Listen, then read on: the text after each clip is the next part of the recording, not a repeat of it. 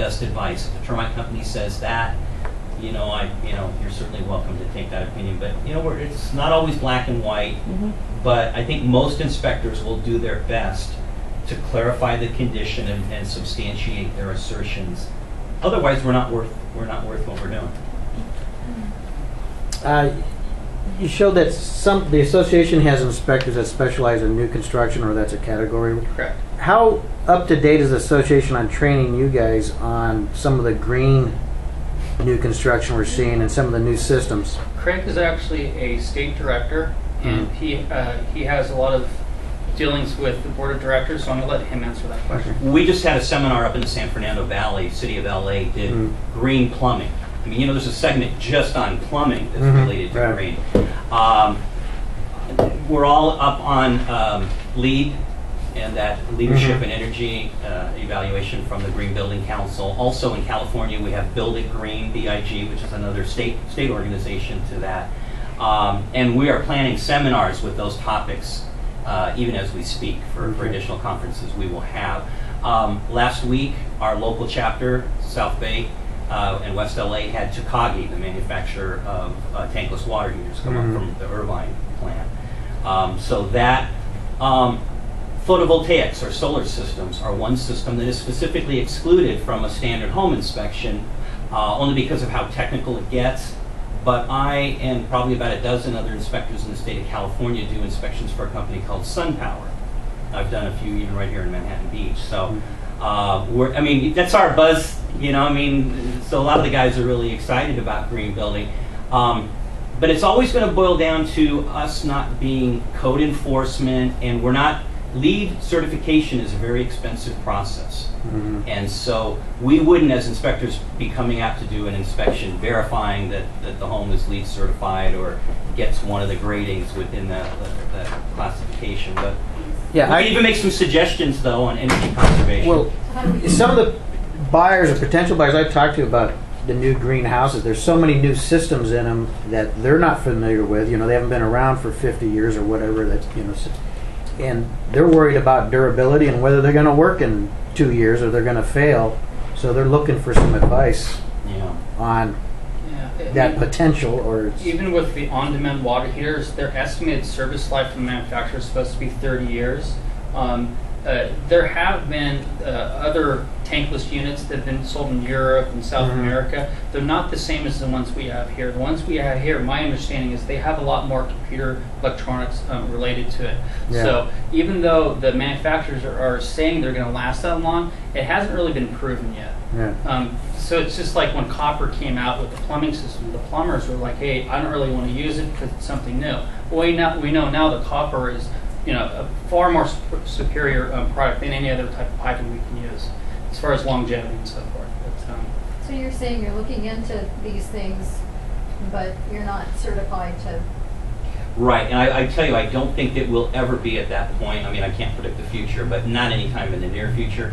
But I did just recall a listing somewhere here in the South Bay, it might have been in the Sand section or even on the Strand, that was being advertised as a greenhouse.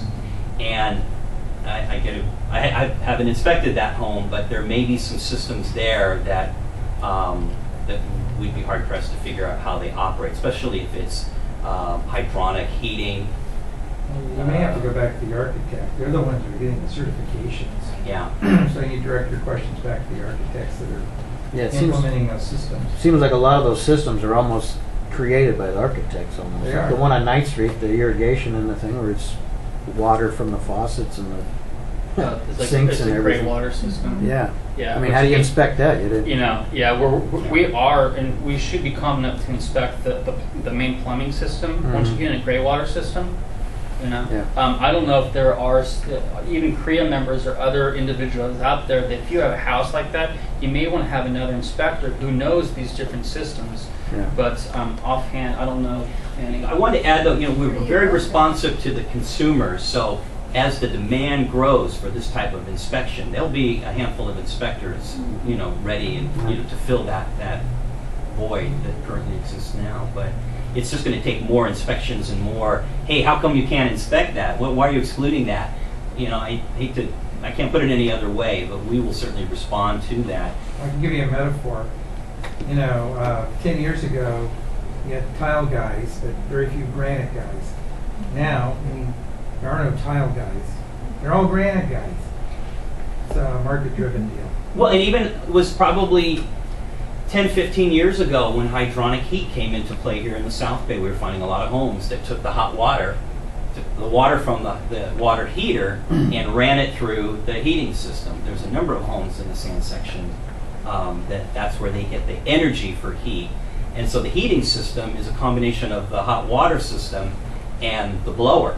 And it's really not that different, but it is different than a conventional gas heater or electric coil system.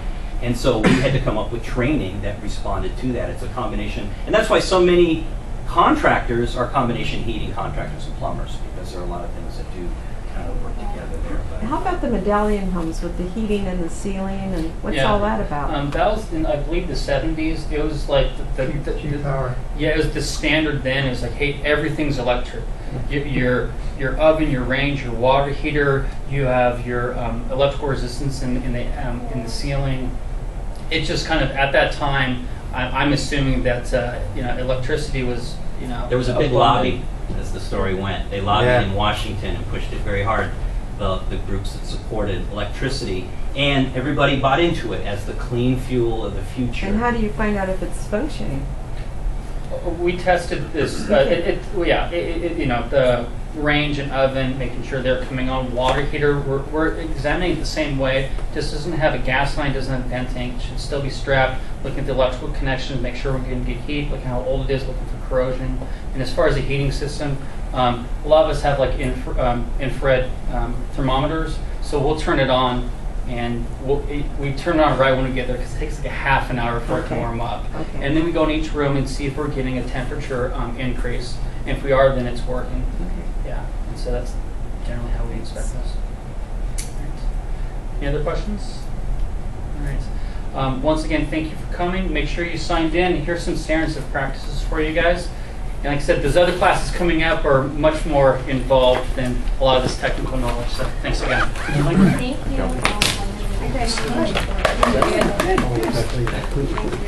You're welcome. So when do you guys? These right here, if anybody wants some. Thank you. No problem. Thanks. All right.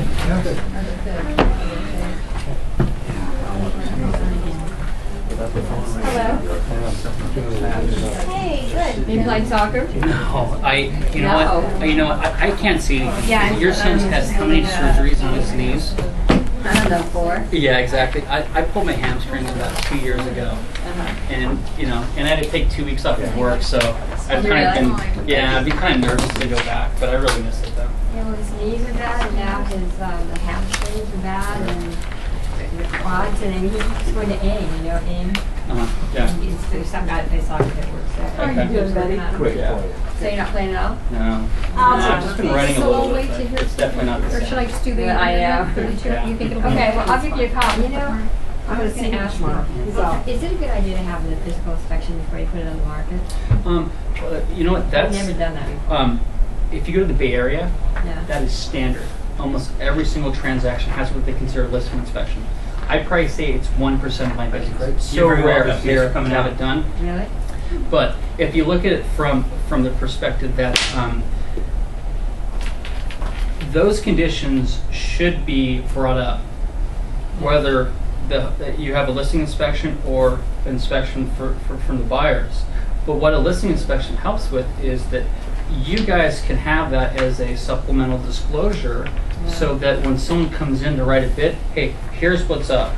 We're going to give you a $10,000 credit or whatever. Or, hey, it's as is. Here's the conditions. Don't write an offer if you don't like this. We still recommend you have your own home inspection done. But it's kind of like, so it may save some transactions from falling out because of the issue.